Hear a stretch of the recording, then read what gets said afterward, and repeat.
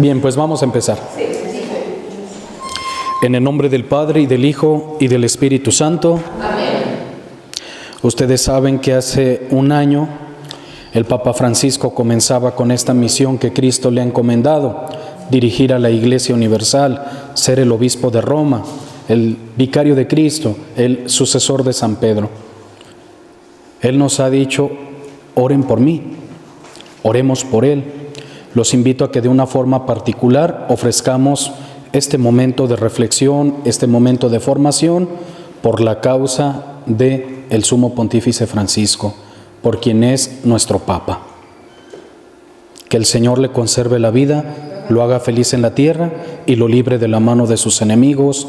Amén. En el nombre del Padre, y del Hijo, y del Espíritu Santo. Amén. Siéntense, por favor.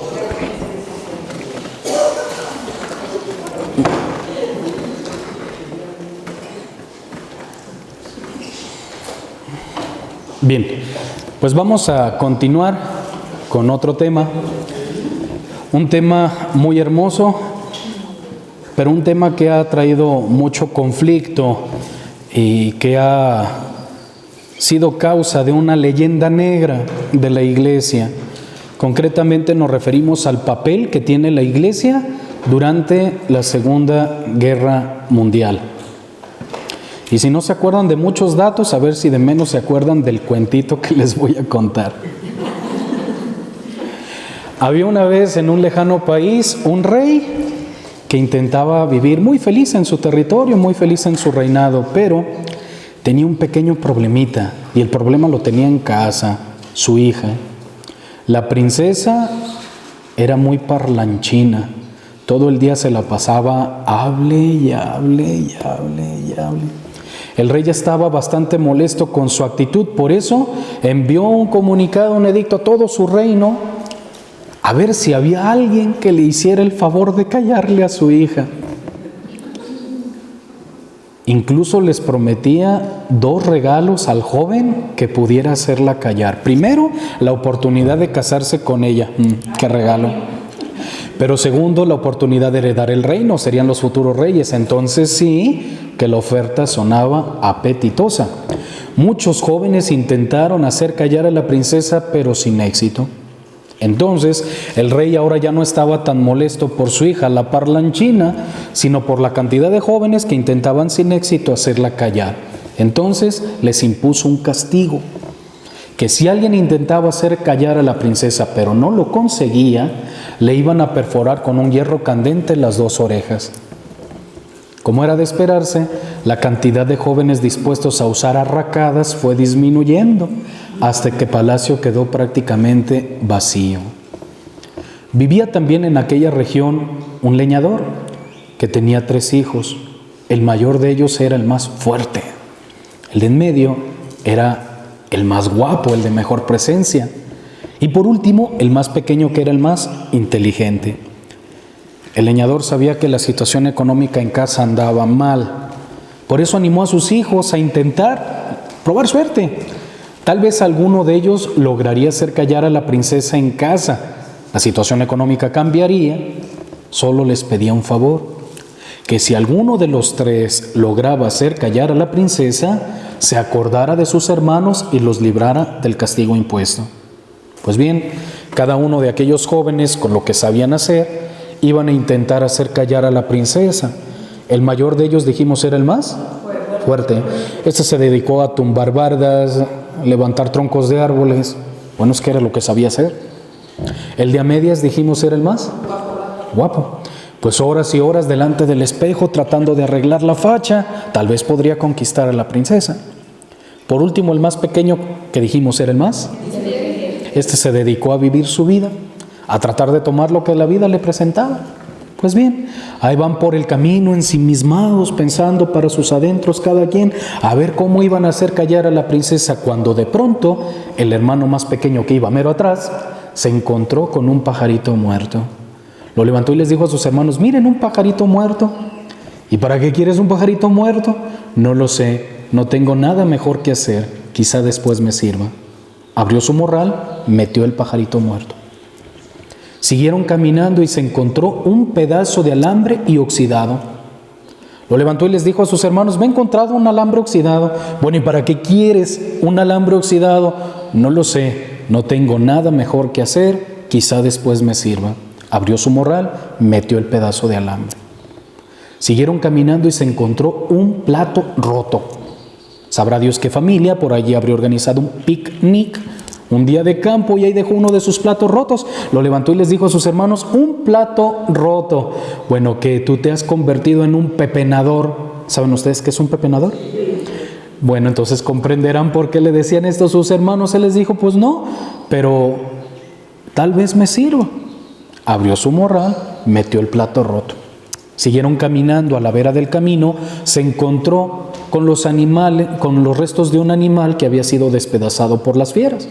Quedaban sus huesos. Entonces levantó un cuerno y les dijo a sus hermanos: miren, me he encontrado un cuerno. Hasta coleccionista de huesos nos salió el hombre.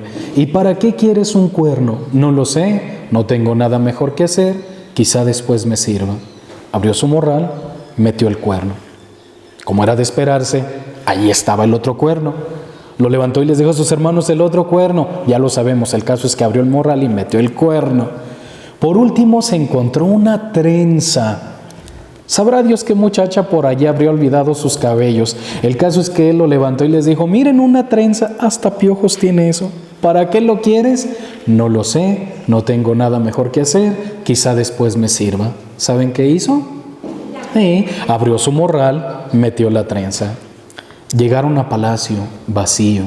Solicitaron una audiencia con el rey, se las concedió. En pocas palabras, ellos le explicaron que estaban allí porque querían intentar probar su suerte, querían intentar hacer callar a la princesa. Él les dijo que estaba bien, pero que se acordaran que había un castigo para aquel que no lo conseguía. ¿Se acuerdan cuál era ese castigo? Muy bien. ¿Y se van a animar? Pues sí, a eso venimos. Bueno, pues comenzando por el hermano mayor hasta el más pequeño, intentar hacer callar a la princesa. Entró el hermano más grande, dijimos, este era el más, tratando de hacer alarde de su hombría con la voz más grave que podía fingir. Le dijo a la princesa: pues bien, princesa, fíjate que yo vengo hasta aquí para hacerte callar. Ah, sí, le dijo la princesa, ¿y ya viste el hierro que está ahí candente en las brasas para que el que no lo consiga le perforen sus orejas? Pues entonces aquel hermano mayor ya no supo qué decir, ya no supo qué hacer, pues lo tomaron preso los guardias. Si alguno de sus otros dos hermanos no lo conseguía, a los tres les darían la oportunidad gratuita de usar piercings. Entró el hermano de a medias, que dijimos era el más, tratando de conquistar a la princesa con la voz más melosa que podía fingir. Le dijo: pues bien, princesa, fíjate que yo vengo hasta aquí para hacerte callar. Ah, sí, le dijo la princesa, ¿y ya viste el hierro que está ahí candente en las brasas para que el que no lo consiga le perforen sus orejas? Pues igual que su hermano mayor, ya no supo qué decir y ya no supo qué hacer, pues lo tomaron preso los guardias.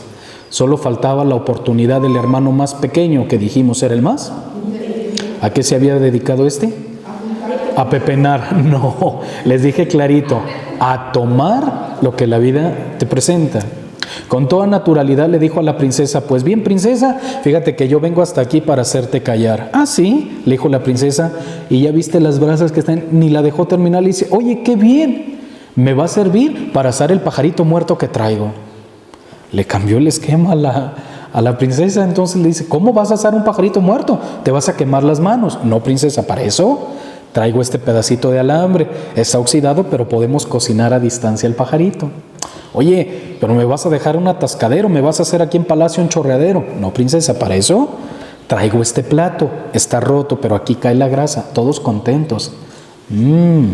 Veo que tus palabras son agudas. Mira, princesa, más agudo es este cuerno. La princesa sentía que se iba a volver loca. Nunca he visto cosa igual. Yo sí, traigo el par.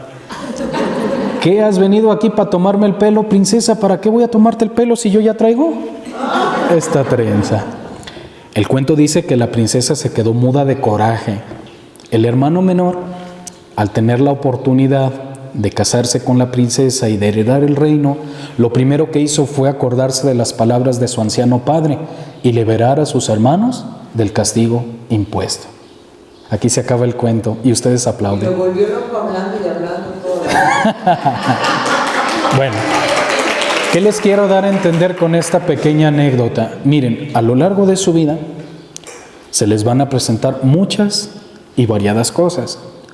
Tal vez ustedes piensen que pura basura. Miren, si eso no les sirve hoy, sin duda les va a servir después. Lo único que el Señor nos pide con todo lo que vamos asimilando, con todo lo que vamos conociendo, con todo lo que vamos experimentando a lo largo de la vida, es lo mismo que aquel anciano padre le pedía a sus hijos: liberen a sus hermanos. Allá afuera hay mucha gente necesitada de un abrazo sincero, de un apretón de manos, de una palmadita en el hombro que los motive a seguir adelante, de evangelización. Hablar o no hablar, aprovechar o no aprovechar, todo eso forma parte de nuestra existencia. Ojalá que algún día, cuando ustedes hereden el reino, no se olviden de sus hermanos. La verdad es que Dios sigue esperando mucho de nosotros. En su nombre, pues, comencemos. Vamos a dividir nuestro tema en dos grandes puntos. El primero de ellos son las causas del conflicto. Vamos a fijarnos un poquito en por qué se desató la Segunda Guerra Mundial. Considerando la Segunda Guerra Mundial como uno de los conflictos bélicos, es decir, de guerra, más dolorosos del siglo XX, no podemos omitir las causas que detonaron este estallido internacional. Prácticamente podemos decir que las causas fueron dos: en Occidente y en Oriente. En Occidente fue la invasión de Polonia por parte de la Alemania nazi, o de este régimen totalitarista que al invadir Polonia desató la ira de los países aliados. Y por otro lado, en Oriente, la invasión de China por parte de Japón. Habrá otras causas, sin duda, pero prácticamente estas fueron las dos más importantes que generaron el conflicto internacional. En esa grande repartición del pastel, ustedes saben que todo el mundo anda atrás de todo el mundo, y mientras más países y mientras más territorios tengas, te sientes como un poquito más poderoso. Pues bueno, anda uno atrás de más y más y más y más. Muchas veces, en repetidas ocasiones, los acuerdos que se tenían no se respetaban. El famoso Tratado de Versalles, entre otros, que no fue respetado y pues generó desconfianzas y generó también conflictos. Se desató pues la guerra. Se encontraron dos potencias a las que se les fueron sumando y restando algunas naciones. El primer gran potencia que podemos nosotros expresar es las fuerzas aliadas: Polonia, Gran Bretaña y Francia, a las que se unieron posteriormente cuando ya el terreno no estaba tan accidentado, suele pasar, Estados Unidos y Rusia. Y por otro lado, los famosos estados del eje o el pacto de acero, Alemania e Italia, aunque después Italia le dio la espalda a Alemania y la dejó solita. Pero prácticamente estas fueron las dos grandes potencias, los dos grandes imperios totalitaristas. Desde 1939 y hasta 1945 se calcula que murieron cerca de 70 millones de personas ante este conflicto belicoso. Claro que las cifras pues, son muy aproximadas, no tenemos datos precisos, pero esta tabla nos puede ayudar más o menos a comprender cómo estuvieron las estadísticas. Tenemos dos grandes potencias o beligerantes o los que se provocaron la guerra. Por un lado están los países del eje, por otro lado están los países aliados. Los países del eje, la Alemania nazi, la Italia fascista, la República Social Italiana, una parte de Francia que se llamó la Francia de Vichy, el Japón y el Reino de Rumanía. Se cree que de parte del eje murieron más de 12 millones de personas. repartidos entre 8 millones de civiles y 4 millones de militares. Como ven, fue el doble prácticamente de personas que sin ton ni son fueron asesinadas, que perdieron la vida. Por otro lado, están los países aliados: Gran Bretaña, Francia, la famosa Francia Libre, encontrada con la Francia Vichy, la Unión Soviética, la URSS, Estados Unidos y Polonia. Hubo mayor cantidad de muertos y casi triplicado el número de civiles sobre los militares, 49 millones, repartidos en 33 millones de civiles y 16 millones de militares. Por supuesto que hubo otros países involucrados. Se cree que incluso México apoyó a las fuerzas aliadas, pero pues fue una minoría. En comparación pues de estos millones de personas, sí fueron menos, pero se echó mano de muchos otros países y tristemente en algunos de ellos, como en la Unión Soviética, se mandó a mucha gente como carne de cañón, es decir, como para que se les acabaran las balas. Vamos aventándole a gente, ¿verdad?, que se queden sin munición y luego ya entramos con las fuerzas más grandes a reprimir la guerra. Como ven, fue algo bastante accidentado. El mundo sufrió, fue un conflicto internacional donde estaba repartida pues gran parte de la sociedad mundial. Tema 2 o parte número 2 de nuestro tema: Pío XII y su silencio de amor. Para entender mejor esto del silencio de amor, quisiera tomar o traer a colación una poesía del padre Benjamín Sánchez Espinosa. Él se intitulaba o se ponía el sobrenombre de Frasinelo, que significa Fray Burrito. Fue el premio Jalisco en 1970 por una obra de 14 romances. Se llama El romancero de la Vía Dolorosa. ¿Alguno de ustedes lo conoce? Tomen el dato, romancero de la Vía Dolorosa. Prácticamente son las estaciones del Vía Crucis, pero hecho a modo de romance, es decir, los versos pares riman en asonante. Y quiero tomar concretamente la primera estación, cuando Jesús es condenado a muerte. Dígame. Benjamín Sánchez Espinosa, Frasinelo, ya murió. Sí. Tal vez sí, y sobre todo por estas fechas, que son fechas muy propicias para el Vía Crucis. Romancero de la Vía Dolorosa, Espinosa. De hecho, pueden conseguirlo también gratuito en internet. Ya alguien se ha encargado de subirlo y ya ven que lo que sube a la web es fácil de reproducir. Bueno, les decía concretamente la primera estación, donde Jesús es condenado a muerte. Frasinelo se pone a platicar con Jesús y descubre que hay dos tipos de silencio.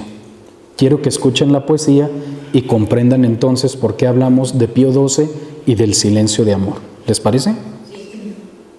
Dice así: te condenaron a muerte tu silencio y mi silencio. Las gargantas en tumulto ante el pretor somnoliento lapidaron con sus gritos el mármol de tu silencio. Tu mutismo era una estatua de blancura y de misterio. Habla, Jesús, que te matan.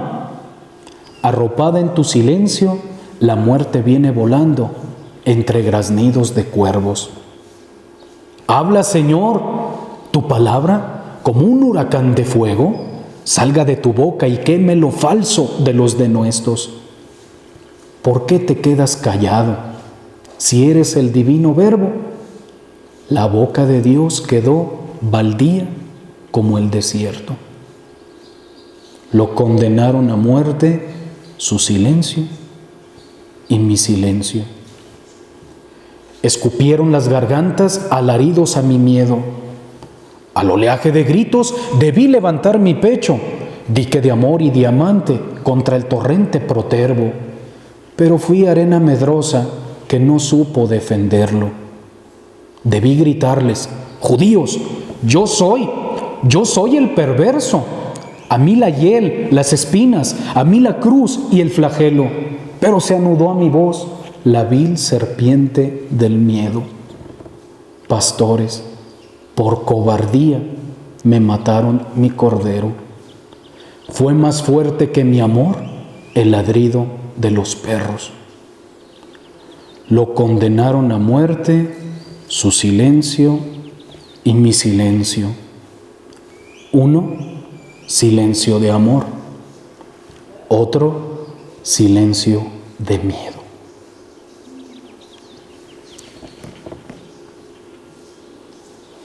Como ven, hay dos tipos de silencio y los dos provocan consecuencias. Tal vez Jesús podía haber hablado y haber cambiado la suerte, pero prefirió padecer y en silencio con tal de salvar a la humanidad. Pío XII fue víctima del silencio y provocó que mucha gente se le echara encima y que lo tratara incluso como el Papa de Hitler. Muchos le dijeron que se amedrentó, que tuvo miedo ante lo que podía pasar, pero él sabía que si hubiera hablado, hubiera desencadenado la ira de los nazis no solo contra los judíos, sino también contra los cristianos, y prefirió ser crucificado a que muriera la multitud. Hay dos tipos de silencio: uno, silencio de amor; otro, silencio de miedo. Echémonos un brinquito a ver qué fue lo que pasó.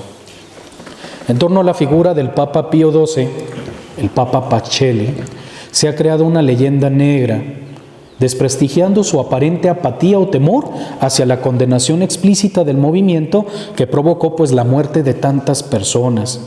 Esta leyenda negra se ha superado y gracias a los mismos testimonios que se tienen históricamente acerca de lo que realmente ocurrió. Veamos o consideremos algunos de ellos. Primero, Eugenio Pacelli, futuro Pío XII, contribuyó a preparar la encíclica Mit brennender Sorge, que significa con ardiente inquietud. Está fechada el 14 de marzo de 1937. En esta encíclica se condena textualmente al nazismo. La encíclica, como ustedes comprenderán, fue prohibida en Alemania.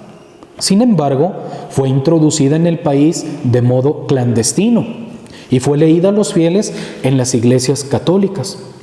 Los niños eran casi los encargados de repartir la encíclica y se la llevaban entre las ropas, escondidos de las autoridades, y así fue como se fue conociendo esta encíclica donde se condenaba textualmente al nazismo.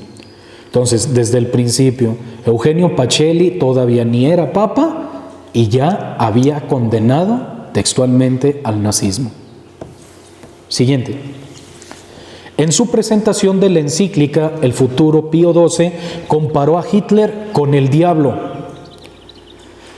y advirtió proféticamente su temor de que los nazis lanzaran una guerra de exterminación, sorpresivamente contra los judíos. Y así fue. De hecho, hay testimonios explícitos de que el Papa Pío XII, en su claustro, en su oración, solía hacer exorcismos sobre la persona de Hitler, porque él estaba convencido de que traía el diablo adentro.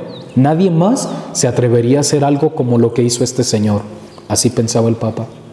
¿Pero cómo puede hacer eso? Sin tener razón. Bueno, pues no es necesario, porque advirtiendo de que se trata de un espíritu, pues puede estar allá y puede estar acá. No era necesario pues tener a la persona, tenía la intención, eso sí. Pero no se lo sacó. A lo mejor poquito. Tal vez hubiera sido peor. El caso es de que él estaba convencido de que así debía proceder y así lo hizo. Hace poco ustedes recordarán que se hizo ruido acerca de precisamente un mexicano que estaba ahí en el Vaticano y el Papa Francisco le impone las manos. ¿Lo recuerdan? Y hay quien dijo que le hizo un exorcismo. Bueno, la Iglesia Católica tuvo que hacer un comunicado al respecto. No, realmente el Papa no tenía la intención de hacer un exorcismo.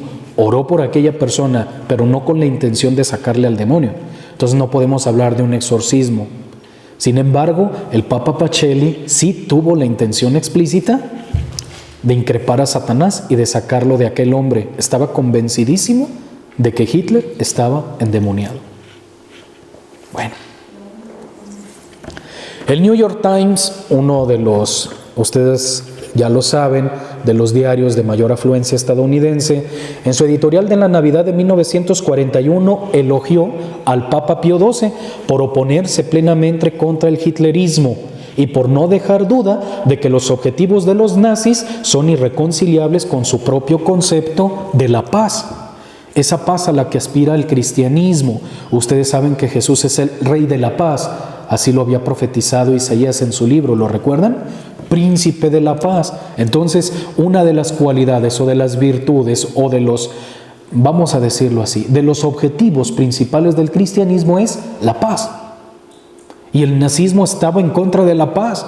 Entonces, abiertamente el Papa se opuso y el New York Times elogia la actividad del Papa Pacelli. Siguiente, varios historiadores judíos, les pongo el caso de Joseph Linton, han documentado los esfuerzos del Vaticano en favor de los hebreos perseguidos. Según el mismo Linton, en septiembre de 1943, Pío XII ofreció bienes del Vaticano como rescate de judíos apresados por los nazis. O sea, tesoros del Vaticano para salvar a los judíos que vivían allí en Roma, en las afueras del Vaticano. Este dato ha sido puesto en duda y hay quienes dicen que no se usó del oro del Vaticano para salvar la deuda o el impuesto que se les había cobrado a los judíos de 50 kilos de oro. Realmente los nazis tomaron el oro, pero nunca cesaron las persecuciones. Entonces hay quien pone en entredicho si los tesoros del Vaticano se pusieron o no a favor de los judíos que vivían en Roma o cerca del Vaticano. Como sea, vamos a ver qué pasó después. También recuerda, ahí tienen ustedes una foto del mismo Papa, que durante la ocupación alemana de Italia, la Iglesia, siguiendo instrucciones del Papa, escondió y alimentó a miles de judíos en la ciudad del Vaticano y en Castel Gandolfo. Ustedes saben que Castel Gandolfo es la residencia de descanso, vamos a llamarle así, del Papa. Y aunque ahora el Papa Francisco ha abierto las puertas para que pasen los fieles, antes era un poquito más resguardado. Y allí se cree que también se refugió a muchos judíos de la catástrofe que estaba sucediendo sobre ellos, pues gracias al movimiento nazista. Incluso se llenaron templos y conventos de judíos. ¿Y cómo le hicieron para estar allí? Pues los vestían de monjitas o de padrecitos, les enseñaban lo básico, lo elemental del catecismo, de las oraciones, con tal de que si llegaban los nazis y abrían los conventos, pues dieran la fachada de ser padrecitos o de ser monjitas. Lógicamente no todos asimilaron esto y pues se dieron muchas persecuciones y muchos encarcelamientos, pero así se salvó a muchos judíos. Después de la guerra, ahí tienen ustedes la representación heráldica, es el escudo del Papa Pío XII. Organizaciones y personalidades judías reconocieron varias veces y de forma oficial la sabiduría de la diplomacia del Papa Pío XII. Brevemente, ¿qué es eso de la diplomacia? La diplomacia consiste en las relaciones que se hacen, y cuando hablamos de diplomacia hablamos de cierta gallardía, de cierto engalanamiento. ¿Saben ustedes cuál es la regla de oro de la diplomacia? La ley del sándwich. ¿Qué es un sándwich? A ver, ¿qué va primero en el sándwich? Un panecito. ¿Y el panecito cómo es? Blandito.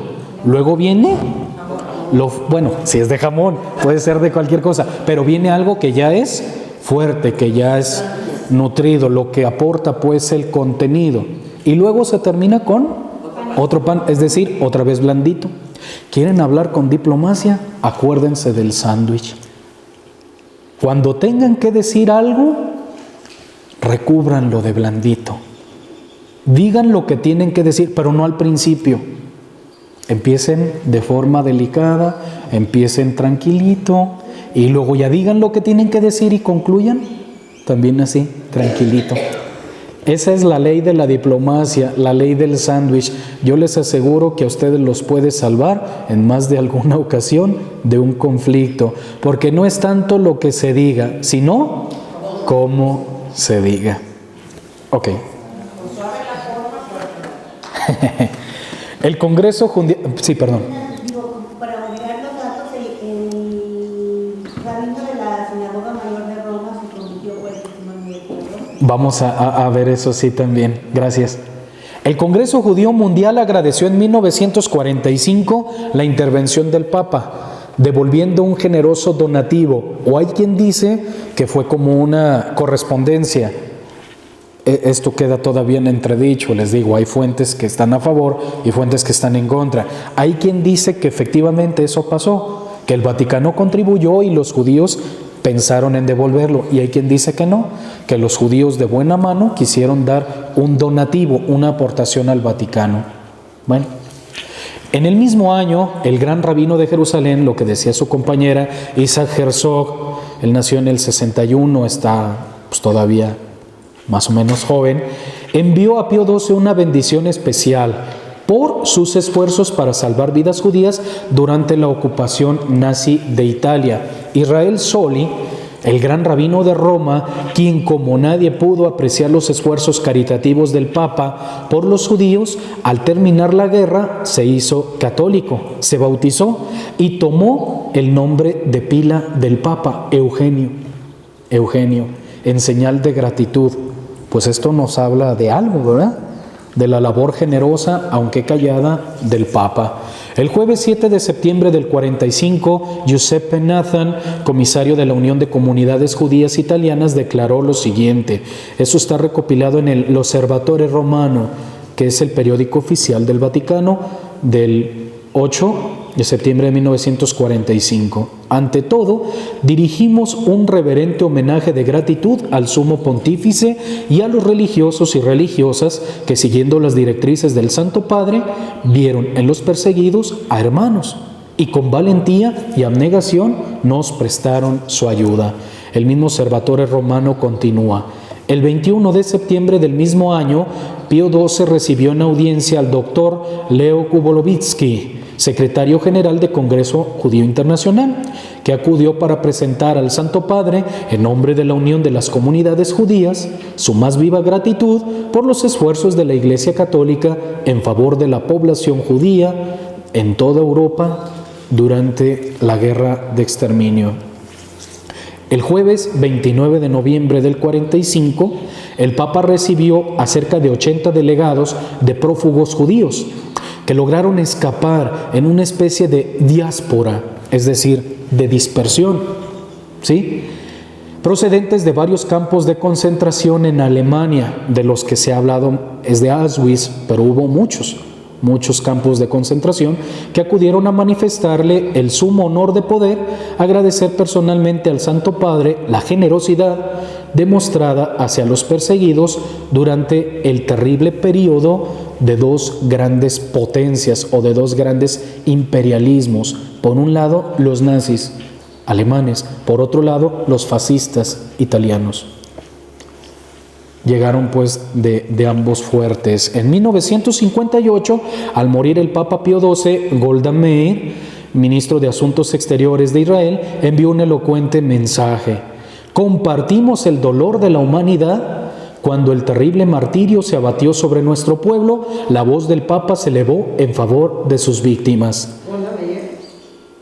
¿Cómo? ¿Es Golda Meir? Sí, Meir. Nota de pie del 16 del documento, de este documento, la nota a pie de página 16 dice: nosotros recordamos una reflexión sobre la Shoah. ¿Qué es la Shoah? Literalmente quiere decir la catástrofe. Es a lo que nosotros le llamamos el Holocausto, esta famosa tragedia de abatimiento sobre el pueblo judío. El presidente de Estados Unidos, quien entonces fuera dirigente de esta beligeración o de las fuerzas estadounidenses, Dwight David Eisenhower, dijo al morir el Papa: el mundo ahora es más pobre después de la muerte del Papa Pío XII. Como ven, el testimonio de uno de los presidentes de Estados Unidos también lo avala. El bien de los judíos requería que el Papa se abstuviera de hacer declaraciones, al menos oficiales, contra los nazis durante la ocupación alemana. La ayuda se tenía que efectuar por otros medios. De hecho, hubo algunas otras instituciones que avalaron el proceder del Papa, por ejemplo, la Cruz Roja, que también guardó silencio, y nadie anda diciendo nada porque la Cruz Roja guardó silencio para no provocar más a los nazis, para no acarrear no solo consecuencias contra los judíos, sino también posiblemente contra los cristianos, y lejos de matarse a estas personas se hubieran asesinado a muchas más. Como ven, pues, aquí podemos exaltar el silencio de amor del Papa, que prefirió ganarse la desconfianza y el descrédito de unos cuantos años, pero con la intención de salvar a más personas. El diplomático israelí Pinchas Lapide calculó que Pío XII fue personalmente responsable de salvar al menos 700,000 judíos. Fíjense, si encontramos esto contra la lista de Oskar Schindler, ustedes saben que fue un diplomático católico alemán que logró salvar cerca de 1,200 judíos, pues las cifras no son comparables. Sí. Schindler, así es. Y tenía labores diplomáticas, tenía una vida de etiqueta, vamos a llamarle así. Solía codearse en las reuniones, en las socialites, ¿verdad?, alemanas, y por eso sabía de los procederes y supo cómo lograr salvar a cerca de 1,200 judíos. Esto es muy hermoso, y hasta tenemos una película que retrata esto, ¿no? Schindler List, o la lista de Schindler, que nos habla de esta salvación, pero comparado con lo que hizo el Papa Pío XII, pues es muy poco. Aunado a estas acciones pro vida del Papa y del pueblo italiano católico, pues hemos de sumar las oraciones y las acciones concretas que muchos países del mundo hicieron, no solo a favor del descrédito de los sistemas totalitaristas, llámesele nazismo, fascismo o stalinismo, que se dieron a lo largo de la historia, sino también de la instauración de la paz, de la concordia en favor, pues, de la humanidad. Como ven, entonces, la Iglesia ha estado presente en momentos muy difíciles, en momentos donde se ha generado la desconfianza. El Espíritu de Dios nos alienta a la confianza. Después de la tormenta viene la paz, y cuando la noche es más negra, ánimo, la luz está por llegar. Muchas gracias por su atención, muchas gracias por la invitación. Espero que les haya sido de mucho provecho. Dios los bendiga.